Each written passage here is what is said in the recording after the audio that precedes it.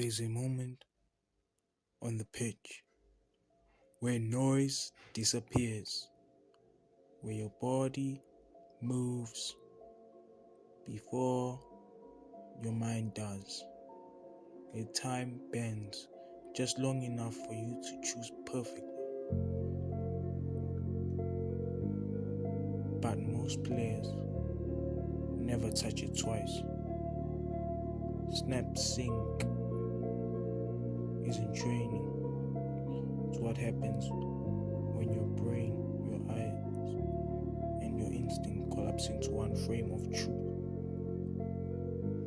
No hesitation, no overthinking, no wasted breath.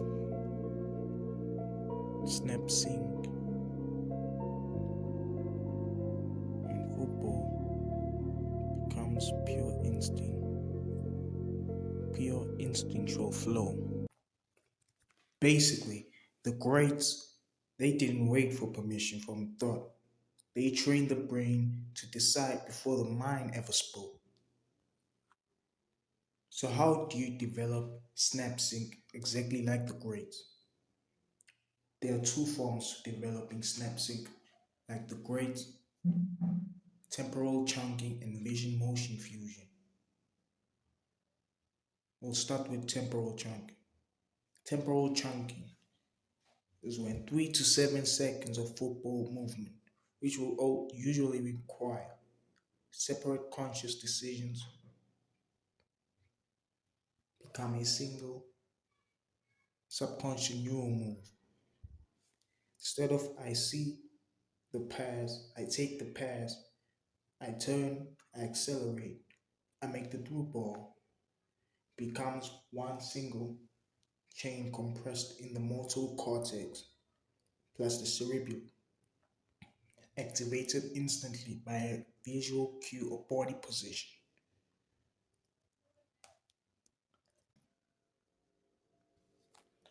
How to develop temporal chunking exactly as the grades. Okay. Neymar, Ronaldinho, and Messi developed temporal chunking of moves because they trained not with drills but through unstructured chaos, emotional rhythm, and immersive feedback, which forced their nervous systems to compress time, sequence, and spatial memory into single instinctive flows. Look, this is how the brain works when encoded in temporal chunks. Like, look, when you are exposed to chaotic, emotionally charged, like real game repetition, your basal ganglia, your cerebellum, and motor cortex begin to identify, replay repeatable micro sequences like turn, glance, pass. Then myelinate those neural pathways, wrap them in as unified motor programs. This allows the player to skip conscious steps and execute 3 to 6 linked decisions as one chunked reflex.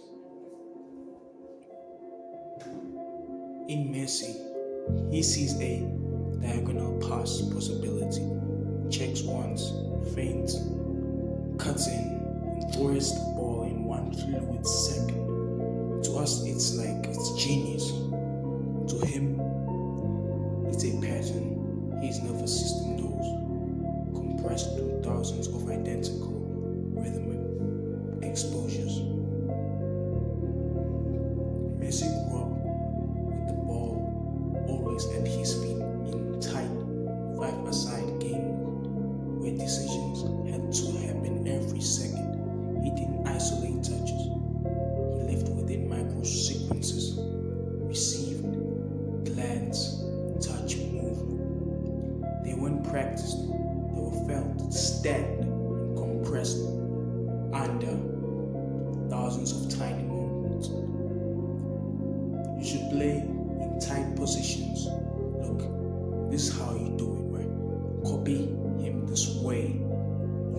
play in tight positions within street matches and street courts with other players, other teams, against other teams. Look for street football matches around you to force yourself to make decisions faster, simultaneously keeping your head up without looking at the ball directly when you receive it. Simultaneously playing barefoot.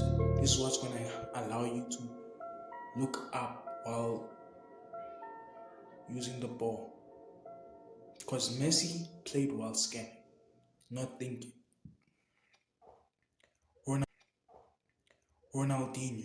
Ronaldinho played in futsal, samba street courts with rhythm and pressure. His body naturally adapted to tempo change, where a look, heel flick, and dribble exit became one unit, not three thoughts. Look, you must apply this by playing in tight space street like court while music is on, while trying on focusing on letting the song, its beats and flow determine how you move and dribble. Look, this is very important. Music and joy synced Ronaldinho's nervous system into rhythmic sequence compression, which is a very important form of movement. Ronaldinho was dancing through neurological loops.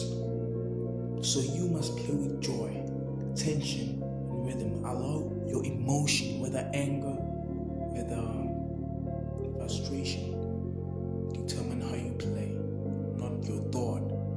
Because Ronaldinho trained with rhythm, not logic. Neymar grew up in street chaos, reacting to shouts, concrete bounces of the street courts, physical ambushes by players.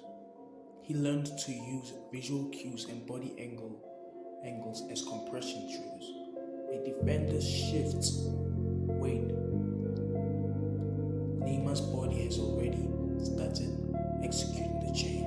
Glide, stop, lean, explosion. Look.